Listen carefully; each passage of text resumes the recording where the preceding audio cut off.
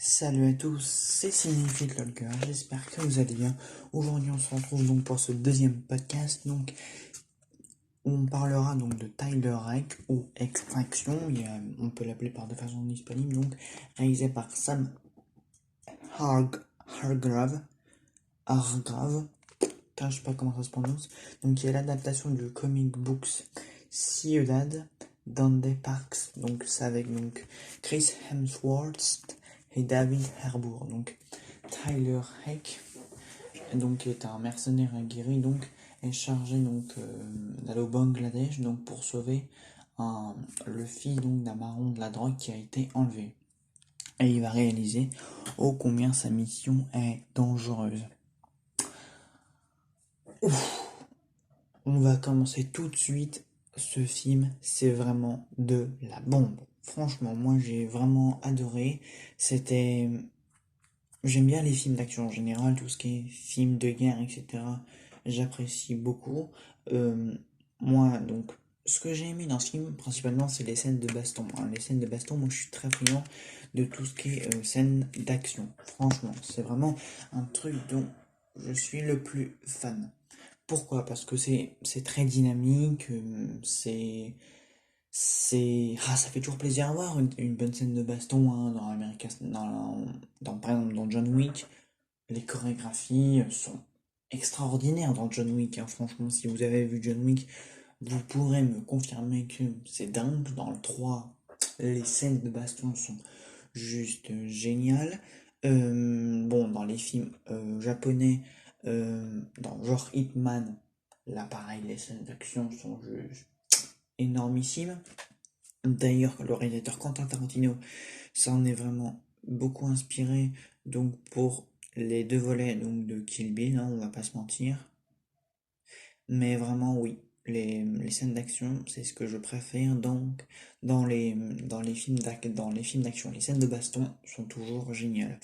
On va se réécouter quelques instants de la bande-annonce, donc qui est sortie il y a 2 semaines.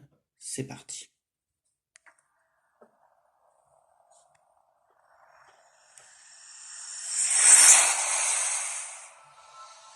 T'espères toujours qu'en tournant le barillet le bon nombre de fois, tu prendras une balle.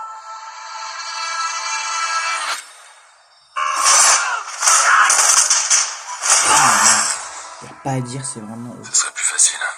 Là, ça me revient direct, là. C'est une c'est un film sur extraction. Netflix, Qui sont nos effectivement. ennemis? Le plus gros baron de la drogue en Inde contre celui du Bangladesh. C'est un kidnapping. Le fils d'un baron de la drogue. L'horloge tourne, on a 62 heures. Dernière preuve de vie, il y a 6 heures environ. Travail, il y a vraiment un plan séquence magnifique. D'ailleurs, ça me rappelle, je vais en parler. Donc, c'est produit par Joe et Anthony Russo, donc qui ont bossé sur Avengers Endgame. Donc bon, je sais pas si effectivement il y a un rapport entre le fait que ce soit ces réalisateurs-là, donc qui sont les réalisateurs de Avengers Infinity War et Avengers Endgame, donc qui fait que le film est très dynamique, il y a beaucoup d'action et tout ça, et qu'il y a beaucoup de chorégraphie, parce qu'effectivement dans les deux derniers Avengers, et même dans Captain America le soldat de l'hiver et Captain America Civil War, il y avait aussi beaucoup de bonnes scènes de baston, donc ça c'est excellent aussi. Tu veux survivre? Fais exactement ce que je te dis. Vous êtes qui? Ah oui, donc cette phrase, donc effectivement, donc c'est si tu veux survivre, fais également ce que je t'ai dit, ça rappelle The Terminator, une réplique culte donc de Terminator que Arnold Schwarzenegger dit souvent, viens avec moi si tu veux survivre. Effectivement, réplique un peu culte, hein, que souvent les gros bras disent pour protéger les gens. Ça c'est classique, hein, on m'avait compris quoi, comme Ton phrase. nom? Ovi. Cours vite et reste baissé.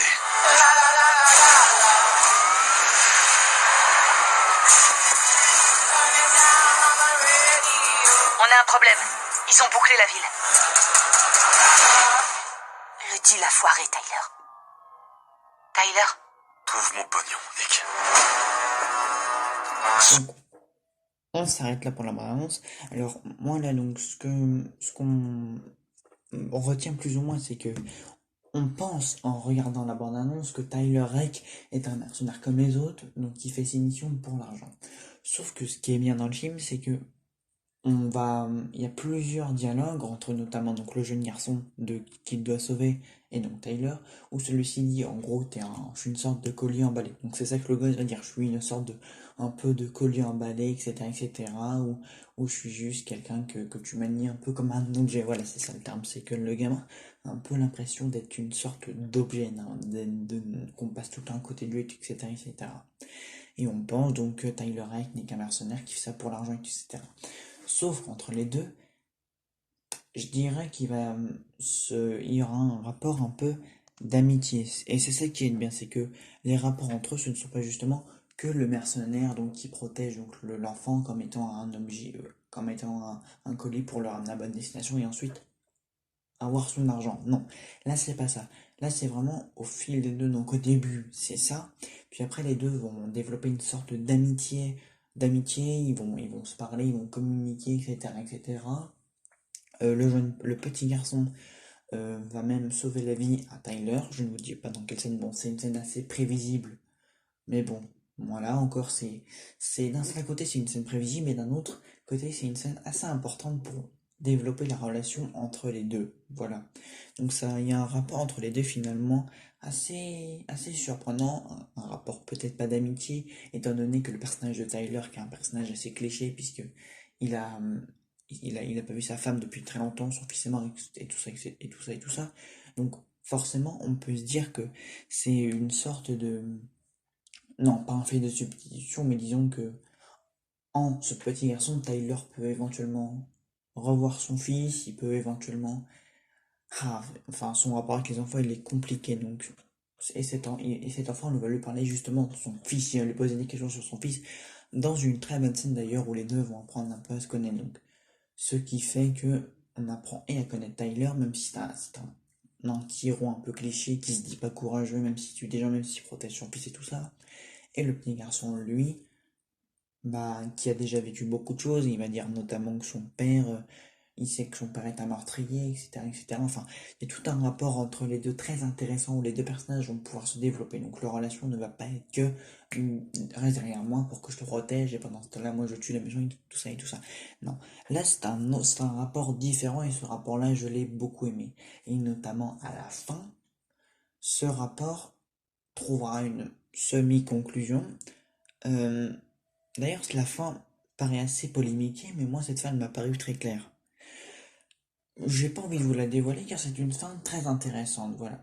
C'est une fin assez, pas forte en émotion, mais assez intéressante, voilà. Une fin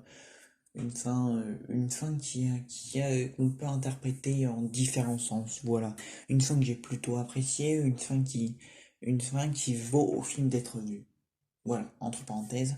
Donc avec les scènes d'action, le rapport entre Tyler et le petit garçon, euh, et cette fin qui est intéressante, et que selon moi ce que je pense, c'est que cette fin, c'est une fin qu'on peut interpréter de différentes façons. Je pense, à mon avis. Mais voilà, moi j'ai vraiment aimé ce film-là, il est dynamique, il a un peu d'histoire. Bon, Chris Hemsworth, il est quand même excellent.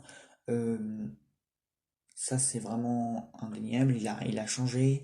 Il a un caractère assez en mode je bute tout le monde, je te protège et je veux mon argent et puis je deviens ami avec le gamin.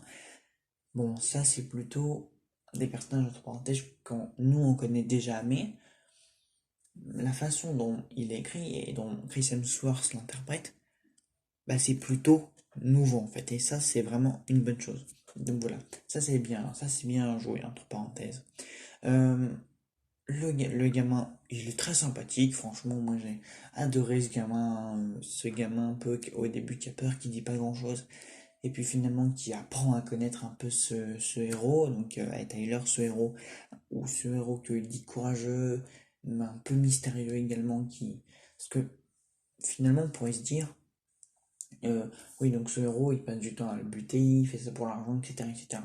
Sauf que non, puisque il y a vraiment une scène où la caméra va se poser pour que les deux puissent discuter. Et ça, j'ai trouvé ça vraiment important dans le sens où il était important pour moi de développer une sorte de relation entre ce gamin et Tyler, voilà. Pour vraiment que les deux apprennent à se connaître et qu'on découvre que Tyler, peut-être même qu'il tue des gens et tout ça, mais en fin de compte, c'est quand même quelqu'un qui a un lourd passé. Bon, comme je vous l'ai dit, c'est cliché, mais quelqu'un qui a un lourd passé, quelqu'un qui... Voilà quoi, ça c'est... Il fallait qu'on développe un peu plus ces deux personnages, il fallait qu'ils aient un peu plus une relation autre que celle je protège le gamin et je tue des gens. Ça, il fallait vraiment qu'on évite ça. Et j'aurais été extrêmement déçu si aucune relation entre les deux ne s'était développée. Et d'ailleurs, c'est la relation qu'on développe en milieu de film permet à cette fin d'avoir un petit impact émotionnel. Voilà, je dis pas que c'est une scène très forte en émotion où on a des frissons et tout ça, mais c'est une scène quand même très intéressante comme je l'ai dit. Donc ça c'est vraiment un point fort. Là, bon, la relation ne prend pas beaucoup de place puisque pendant toute la moitié du film, ça va être Tyler qui va tuer des méchants dans des scènes de baston extrêmement géniales, extrêmement dynamiques, extrêmement bien chorégraphiées, etc. etc. Durant même un plan séquence ouf, voilà. Il y a même, bon, il n'y en a pas des masses des plans séquences, mais il y en a un seul qui vaut vraiment le coup d'œil, ça c'est plutôt génial. Et voilà quoi, moi j'ai vraiment bien aimé qu'on laisse un petit peu place à cette relation entre le gamin et Tyler, voilà. Et c'est vraiment, pour moi, c'est pas génial, mais c'est important pour moi qu'on voit ça dans un film, quoi. Alors, euh, l'histoire, elle est très basique, hein, on l'a déjà souvent vu, mais la façon, déjà, il y a l'interprétation de Chris Hemsworth qui est quand même très bon, il y a plusieurs personnages, bon, c'est vrai qu'il y a plusieurs personnages dont on ne connaît pas l'identité, etc., etc. On voit plusieurs enfants dans le film, ce qui dans un film d'action un peu de guerre, c'est pas vraiment un film de guerre, mais plutôt un film d'action très guerrier. C'est assez cocasse, enfin c'est pas cocasse, mais c'est très intéressant, je veux dire, c'est un point de vue intéressant de voir plein d'enfants et tout ça, en sachant que l'un des héros est un jeune garçon. Ça c'est très intéressant de voir ce genre de choses dans un film comme ça, ou de voir des héros, de voir des enfants vraiment au cœur de tout ce chaos guerrier un petit peu entre tout le monde qui se fait des coups de poing et tout ça. Ça c'est très intéressant de voir ce genre de choses. Donc moi ça j'ai trouvé ça plutôt intéressant. Il y a des enfants, autant ils sont pas... Voilà quoi, c'est un peu des cons. Autant il y en a d'autres, vraiment, bah, comme ce jeune garçon qui valent vraiment le coup d'être là, quoi. Ils sont là, ils ont quelque chose à dire, ils sont pas en mode là, muet, tout ça. Non, ils ont vraiment quelque chose à dire. Donc là, c'est vrai qu'on laisse un peu le point de vue des enfants sur tout ça. Il y a notamment une scène impactante, toujours avec le personnage de David Harbour, qui est toujours au milieu du film. Le milieu du film est assez important à partir du moment avec le personnage de David Harbour.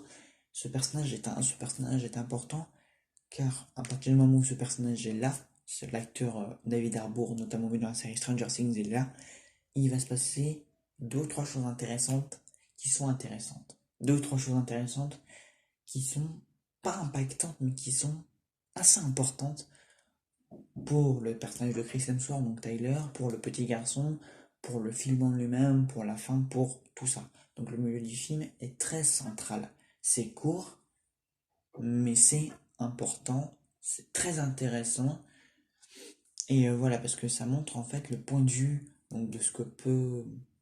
Le point de vue un peu des enfants, d'un jeune garçon, que à tous les événements qui sont survenus dans le film. Voilà, ça, voir le point de vue des enfants, moi j'ai trouvé ça super intéressant. Enfin, c'est vrai que on a toujours montré assez peu d'enfants dans les films un peu d'action très guerriers. Et là, bah, on en a montré et c'était bien exploité. Et moi j'ai vraiment trouvé ça vraiment génial.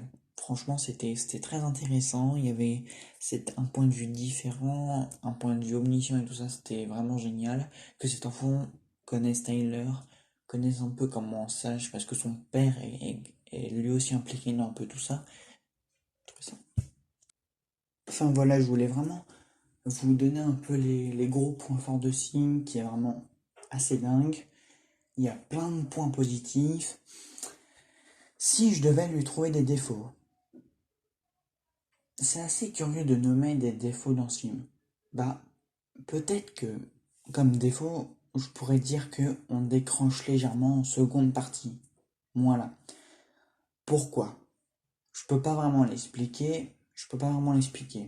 Attention, la deuxième partie n'est pas mauvaise, mais on décroche légèrement. Baisse de rythme, non. Peut-être parce qu'à partir de ce moment-là, donc le petit garçon et Tyler sont séparés. Ils ne sont plus, il n'y a plus cette relation, s'est détachée. Parce que Tyler a confié le jeune garçon, à quelqu'un d'autre. À son rival, entre parenthèses. Et à partir du moment, en fait, on se rend compte justement à partir de la deuxième partie, que la relation entre Tyler et ce jeune garçon est le point fort de tout le film, en fait. Les deux portent leur film sur leurs épaules. Car les deux jouent bien, et c'est leur relation qui est le plus important, en fait. C'est ça. Et à partir du moment où les deux se séparent, ne forment plus un duo, parmi tous KO, et le film perd un peu de sa superbe. Parce que oui, c'est un excellent film, et c'est cette relation, finalement, qui s'est développée en milieu de film, qui fait que on aurait bien aimé en voir plus. Et c'est cette relation-là qui est en fait le gros point fort du film. C'est cette relation amicale qui s'est détachée, qui s'est développée en milieu de film, mais qu'on n'a pas eu le temps de développer, qui est très importante en fait. C'est ça. Pendant la moitié du film, les deux n'ont pas parlé, les deux sont l'un est resté derrière l'autre pour qu'il le protège. En milieu de film, on a essayé on a glissé un peu ce monologue, cette discussion entre les deux, donc ce dialogue entre les deux ont discuté, les deux ont appris à se connaître. Et en deuxième partie, il n'y a plus ça, il n'y a plus cette relation entre les deux. Du coup, on décroche un peu. Ça, c'est pour ça en fait qu'on décroche. Peut-être que vous n'avez pas décroché, mais moi, c'est pour ça que j'ai décroché. Parce que il y avait des enjeux, mais les intérêts n'étaient plus les mêmes. Voilà, c'est pour ça que j'ai décroché. Donc, voilà, moi, et la fin reste quand même bien. La fin reste quand même intéressante parce que il y a eu cette fameuse relation au milieu du film qui fait que ça rend la fin un peu impactante. Voilà. Donc, moi, me concernant, le film est génial. Il est pas extraordinaire, mais les scènes de combat sont ouf. Christian Swart est génial.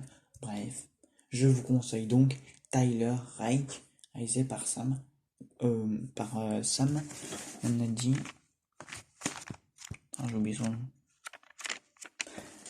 par Sam Hargrave, donc adapté par les frères Russo. Voilà, écoutez, on se retrouve très prochainement pour un nouveau podcast. N'hésitez pas à me dire ce que vous en avez pensé dans les commentaires. A plus.